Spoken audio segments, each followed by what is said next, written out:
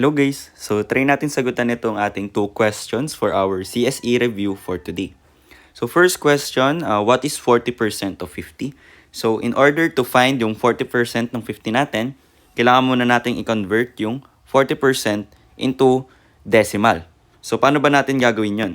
So una, copy lang muna natin yung 40, tanggalin natin yung percentage sign, and then ang pinakamadaling gawin dito is yung decimal point kasi natin sa whole number is nandito sa pinaka rightmost part niya. Okay? So, ngayon, para mabilis natin ito ma-convert, mag-move lang tayo ng 2 decimal places papunta sa kaliwa. So, from here, we have 1, 2. So, ngayon, yung 40% natin is 0.4 sa decimal. Yun yung conversion niya. Ngayon, meron na tayo niyan. All we need to do is to multiply yung 50 by 0.4. So we have 50 times 0.4. And then, pag multiply nito is para lang tayo nagmumultiply ng whole number. So we have 4 times 0, that is 0. And then we have 4 times 5, that is 20. Ngayon, meron tayong isang decimal place dito sa ating 0.4.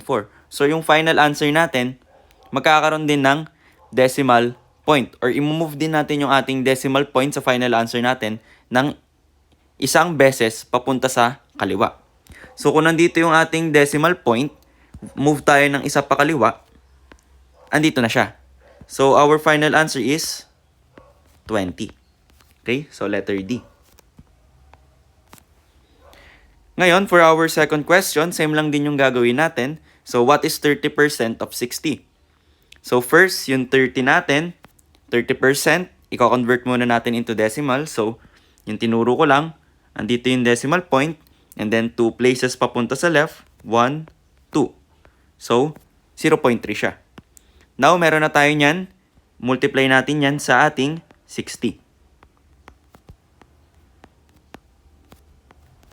So, we have 3 times 0, this is 0. And then 3 times 6, this is 18. And then again, meron tayong 1 decimal place going to the left, which is makukuha natin siya sa 0.3.